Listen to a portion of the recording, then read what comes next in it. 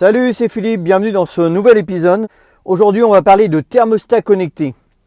On va parler de ses performances, on va parler de son fonctionnement. Puis, on va faire une synthèse de tout ça pour voir vraiment si ça vaut le coup de se poser ce genre de matériel. Allez, c'est parti, on y va.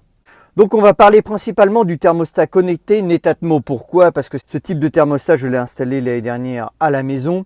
Je t'avais même fait une petite vidéo là-dessus. Et moi, je voulais te faire un petit retour d'expérience par rapport à ça. Pour te, que je me suis dit, ça serait intéressant que je puisse t'en parler pour te dire si j'en suis content ou si j'en suis pas content. Et les économies que j'ai pu faire avec ce genre de matériel. Alors c'est vrai qu'au départ j'étais un peu sceptique sur ce genre de matériel et je me suis renseigné à droite et à gauche et du coup j'ai décidé d'en acheter un et de le poser dans ma petite maison que j'ai acheté en Bretagne. Bon, on n'y va pas souvent, donc du coup c'était l'occasion de voir si vraiment ça fonctionnait. Ah oui, alors pour parler de pose, la notice est assez complète et assez illustratif pour que tu te fasses pas non plus, que tu te prennes pas la tête pour poser ça. Donc bien entendu, il te faut une connexion Wi-Fi qui va permettre de faire la connexion entre ton application et ton thermostat. Alors un des points positifs de ce thermostat, c'est qu'il est nomade, c'est-à-dire que tu n'as pas besoin de l'accrocher. Bon, tu peux l'accrocher si tu veux, mais en fait, tu peux le balader un petit peu partout dans ta pièce, dans ton séjour, dans ta cuisine ou dans ton couloir. Donc après, tu peux le positionner vraiment où tu le désires. Donc en fait, tu as un boîtier relais, lui, qui est relié directement à ta chaudière. Donc moi, c'est ce que j'ai fait. Enfin, je l'ai mis juste à côté de la chaudière. Je l'ai attaché juste à côté de la chaudière. Et ce boîtier relais est connecté directement à ton thermostat. Et à la Wi-Fi de ta box, bien entendu.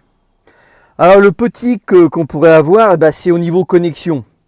Forcément que si tu te trouves assez loin quand même de ce boîtier relais, tu as des problèmes, tu risques d'avoir des problèmes de connexion. Moi j'en ai eu, j'ai été obligé de redéplacer en fait mon thermostat parce que j'avais pas du tout de connexion entre mon relais, ma Wi-Fi et mon thermostat. Du coup je l'ai rapproché un peu et là ça fonctionne bien.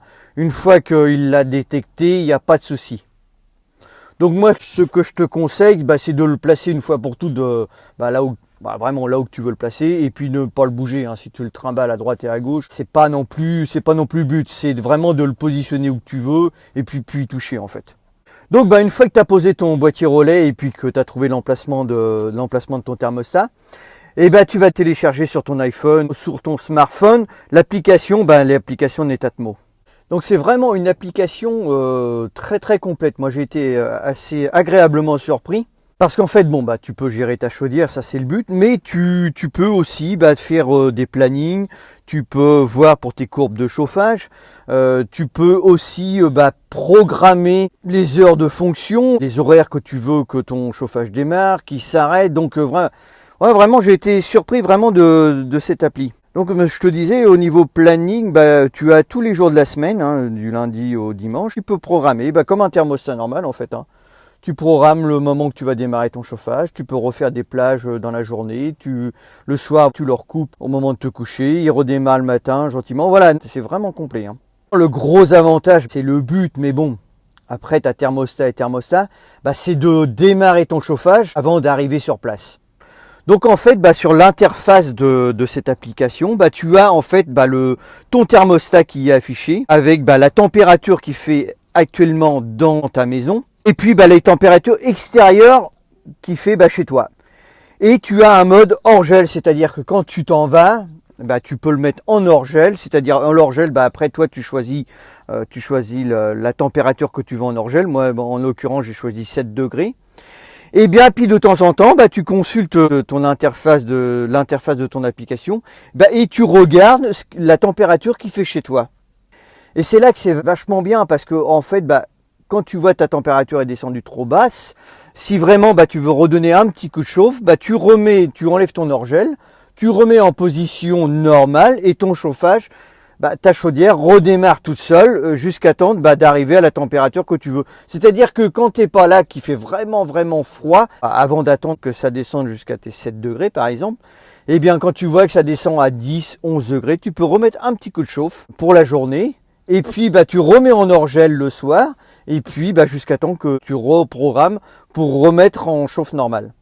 Alors en fait, moi c'est ce que je fais. Donc vraiment en plein hiver, entre deux, si je suis 2 ou 3 semaines sans y aller à ma maison. Du coup, je remets une petite chauffe entre deux. Alors l'avantage aussi, c'est que avant d'arriver, voilà, comme moi j'ai à peu près 350 km, donc comme j'y vais le soir, après le boulot, le midi par exemple, je remets mon chauffage en route. Et puis quand j'arrive sur place, j'ai déjà j'ai mes 20 degrés et c'est vachement bien parce qu'en fait tu arrives, tu as déjà ta chaleur dans la maison. Au lieu d'être en orgel, toute ta maison chauffe. Voilà, là tu as froid, tu viens d'arriver et que tu n'as que 7 degrés dans la maison. Là du coup, ta maison est bien chaude et voilà, ça te permet d'arriver et dans tout le confort en fait. C'est vraiment confortable. C'est vraiment un plus, hein, c'est vraiment un confort. Et puis, une fois par mois, Netatmo, il t'envoie ton bilan de consommation. Il fait des synthèses, c'est-à-dire il te marque la consommation que tu as eue dans le mois. Il te fait une synthèse par rapport au mois précédent. Il te dit si tu as consommé plus, si tu as moins consommé, les économies que tu as fait. Ça, c'est un plus aussi et c'est vraiment très bien. Donc, il t'envoie ça par mail. Et puis, toi, tu consultes, tu dis, bien, ce mois-là, c'est vrai que j'ai un petit peu plus consommé que le mois d'avant. Et voilà. En fait, ça te permet de voir aussi ta consommation. Donc ce que je pourrais te dire en conclusion, c'est que c'est vraiment du bon matériel, c'est très fiable, une belle application qui ne plante pas parce que tu as des applications qui plantent tous les 2 minutes et tu es obligé de les retélécharger pour que ça fonctionne. Le petit point négatif qu'on pourrait avoir, c'est au niveau de la connexion. Faire attention au niveau de ta connexion. Peut-être mettre un amplificateur si vraiment ça fonctionne pas, mais il n'y a que ça, hein. C'est vraiment le petit cas. Une fois que c'est connecté, normalement, moi personnellement, j'ai jamais eu de soucis. Ça a toujours bien fonctionné, voilà. Écoute, j'espère que ça va vraiment t'aider et à choisir. Et si vraiment tu voulais voir pour ce genre de matériel. Si ça t'a plu, tant mieux. Écoute, partage, like. Si tu arrives sur ma chaîne, abonne-toi. Donc, écoute, cet épisode se termine. Tu as toujours ma formation en lien dans la description si tu veux la télécharger. Et puis, écoute, moi je te retrouve sur un prochain épisode. Je te dis ciao, ciao, à plus tard, salut, porte-toi bien.